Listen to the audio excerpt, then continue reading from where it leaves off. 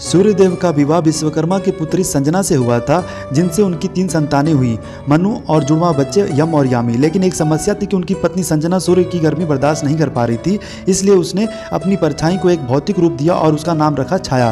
संजना ने छाया को आदेश दिया कि वह उसकी जगह सूर्यदेव के साथ रहकर उनके बच्चों की देखभाल करे और ध्यान रखे कि कभी सूर्यदेव को इस बात का पता न चले।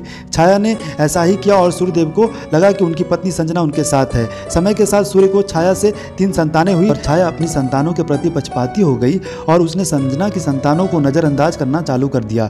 यम इस पक्षपात को सहन नहीं कर पाए और उन्होंने अपनी पिता से इसकी शिकायत की। सूर्यदेव ने अपनी योग शक्तियों से सारी सच्चाई जान ली और क्रोध में वो अपने ससुर विश्वकर्मा के घर गए और संजना के बारे में पूछा। विश्वकर्मा ने बताया कि संजना उनकी प्रकाश की तीव्रता सहन नहीं कर सकी और वह चली गई। विश्वकर्मा ने बोला कि यदि आप चाहें तो मैं आपका ताप कम कर सकता हूँ। उसी ताप से कई अस्त्र बने, जिनमें से था सुदर्शन चक्र और शिव जी का त्रिशूल।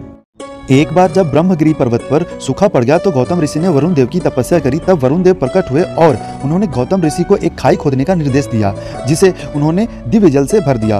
गौतम और अन्य ऋषियों ने उस शाश्वत जल स्रोत का सेवन कर उससे फसल उगाना शुरू कर दिया। एक बार कुछ ऋषियों की पत्नियों ने गौतम की पत्नी अहिल्या पर उन्हें पानी न देने का झूठा आरोप लगाया। अन्य ऋषियों ने गौतम को उनके आश्रम से बाहर निकालने के लिए गणेश जी की प्रार्थना की। गणेश जी के समझाने पर जब वो नहीं माने तो विवश होकर गणेश जी ने एक गाय का रूप धारण किया और ऋषि गौतम की फसलें खाने लगे। गाय को भगाने के लिए गौतम ने जब उस पर घास फेंकी तो वो मर गया। गौ हत्या के पश्चाताप से भरकर गौतम ने अपनी पत्नी के साथ आश्रम छोड़ दिया और शिव जी की तपस्या करी। जब शिव जी प्रकट हुए तो गौतम ने उनसे अपने आप को शुद्ध करने के लिए गंगा का अनुरोध किया। देवी गंगा प्रकट हुई और उन्होंने उनके पापों को धो डाला। जब गंगा वापस जाने लगी तो शिव जी गंगा जी को जन कल्याण के लिए यहीं रहने को कहा। तब गंगा जी तैयार हो गई और गोदावरी नदी के रूप में वहीं रही।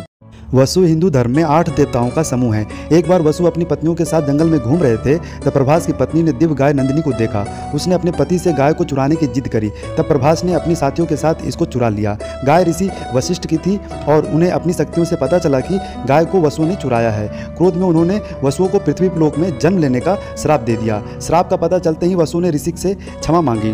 वशिष्ठ ने कहा कि श्राप हटाया नहीं जा सकता, लेकिन इसका असर कम किया जा सकता है। अगर वो गंगा जी से उनकी माँ बनने का अनुरोध करें, इससे उनमें से 7 पैदा होने के तुरंत बाद सांसारिक जीवन से मुक्त हो जाएंगे, परंतु प्रभास को पूरा दंड करना पड़ेगा। वसुओं के अनुरोध पर गंगा अवतरित हुई और राजा शांतनु की पत्नी इस शर्त पर बनी कि वे कभी उनसे कोई प्रश्न नहीं करेंगे। जैसे ही एक के बाद 7 बच्चे पैदा हुए, गंगा जी ने उन्हें अपने जल में डुबा दिया। जब 8वां बच्चा पैदा हुआ तो राजा ने विरोध किया। तब गंगा जी ने उसे नहीं डुबाया, जो कि प्रभास थे, जो भीष्म के रूप में पूरा दंड को काटा। हिंदू धर्म में आमतौर पर लोगों का नाम भगवान के नाम पर रखते हैं। इससे संबंधित एक कहानी का वर्णन श्रीमद् भागवत के स्वर में मिलता है। एक बार कन्नौज में अजामिल नाम का एक दुराचारी और अधर्मी इंसान रहता था। उसके 10 पुत्र थे, जिसमें से सबसे छोटे पुत्र का नाम नारायण था।